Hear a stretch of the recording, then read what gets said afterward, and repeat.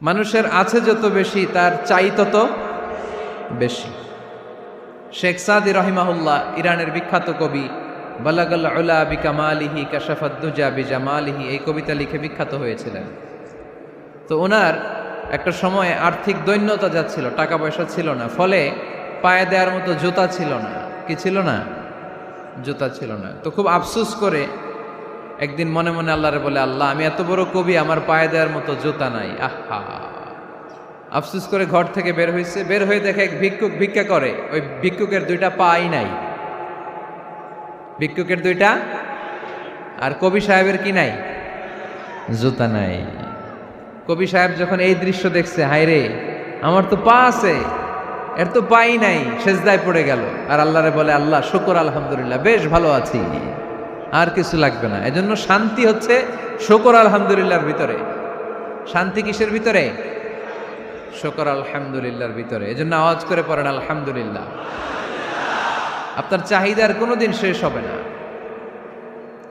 দেখবেন যার পা নাই, সে পা দেখে আফসোস করে, ইস লোকটা হেঁটে যায়, কি সুন্দর যায়, আমি তো হাঁটতে পারি না, যদি হাঁটতে পারতাম, যদি দুইটা পা থাকতো। যার পা আছে সে সাইকেলওয়ালাদেরকে দেখে আফসোস করে, ইস আমার যদি একটা সাইকেল থাকতো তাহলে তার হাঁটা লাগতো না, সাইকেল দিয়ে বাজারে যেতাম। যার সাইকেল আছে সে আবার হুন্ডাওয়ালাদেরকে দেখে আফসোস করে, ইস একটা হুন্ডা যদি থাকতো তাহলে তো ভোঁ ভোঁ করা যাইতো না। হুন্ডাওয়ালারও আফসোস আছে প্রাইভেট কারওয়ালাদের দেখে, তারা আফসোস করে, ইস আমার যদি একটা কার থাকতো তাহলে তো কার চালাইতে পারতাম। যাদের প্রাইভেট কার এদেরও আফসোস আছে, ইস আমার যদি একটা হেলিকপ্টার যদি থাকতো তাহলে তো উড়াল মারতে পারতাম, ঠিক কিনা? হেলিকপ্টারওয়ালাদেরও আফসোস আছে, আমার যদি একটা জেট প্লেন থাকতো, jet plane, private jet plane, prince Walid bin তালালের মতো 70% মেড অফ গোল্ড, তার একটা জেট প্লেন আছে, এটার 70% স্বর্ণ দিয়ে বানানো। তার মানে চাওয়ার কোনো শেষ আছে? নাই।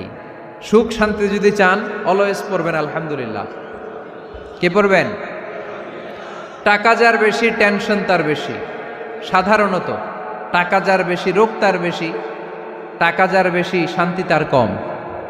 আপনি খোঁজ নিয়ে দেখেন, 1000 কোটি টাকার মালিক, ঘরে শান্তি নাই, স্ত্রীর সাথে মনোমালিন্য, স্ত্রী যায় একদিকে, উনি যায় আরেকদিকে, পোলায় কই যায় পোলায় নিজেও জানে না, মেয়ের অবস্থা খারাপ, আরেক ছেলের সাথে হাঁটে। তো এই হচ্ছে এদের লাইফস্টাইল। সবাই না, আল্লাহওয়ালা যারা তারা ভিন্ন। রাতে এদের ঘুম হয় না, অনেকগুলো ঘুমের ট্যাবলেট খেয়ে ঘুমাতে হয়, ঘুম আসে না, ঘুম আসে না। কিন্তু রিক্সাওয়ালা, কুলিওয়ালা, দিনমজুর, এদের রোগ বালাই আছে? কথা বলেন। খাওয়ার সমস্যা আছে, ঘুমের সমস্যা আছে, শুইলেই ঘুম আসে, যেখানে রাইত ওইখানেই কাইত। ঘুমাইতে দেরি, নাক ডাকতে দেরি হয় না, ওর নাকের ডাকের আওয়াজে ট্রাকের ইঞ্জিনও ফেল। শান্তির ঘুম। এই জন্য সবসময় শান্তি খুঁজতে হবে। কি খুঁজবো? শান্তি দেওয়ার মালিক কে? আল্লাহ তুমি এই দেশটাকে শান্তিময় করো। আসুন আমরা সরাসরি কোরআন থেকে শুনি, কারণ কোরআন থেকে শুনলে বরকত বেশি না কম? আরো জোরে বলেন, বেশি না কম? এটা এমন একটা কিতাব যে কিতাবে কোনো ভুল নাই। আছে? সন্দেহ আছে? সংশয় আছে? মুত্তাকিনদের জন্য এই বইটারে হেদায়েতের কিতাব করে নাজিল করলো কে? যালিকাল কিতাবু লা রাইবা ফি হুদাল লিল মুত্তাকিন। This is the book, the most authentic and original book in the world, whereof there is no doubt in it, and a guidance to those who are muttaqin. এটা এমন বই যে বইয়ে কোনো ভুল নাই, কোনো সন্দেহ নাই, কোনো সংশয় নাই। মুত্তাকিনদের জন্য এই বইটারে হেদায়েতের কিতাব করে পাঠালো কে? আবার আল্লাহ বলেন, কিতাবুন আনজালনাহু ইলাইকা লিতুখরিজান নাসা মিনাজ-যুলুমাতি ইলান নূর।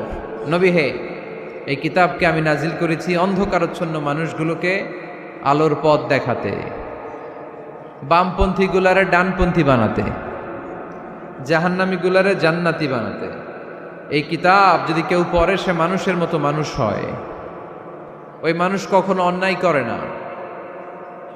এই কিতাব যে পড়ে এবং মানে, এই কিতাবের শিক্ষাকে যে নিজের মধ্যে ধারণ করে, সে কখনো মিথ্যা বলে না, মা বাবার সাথে বেয়াদবি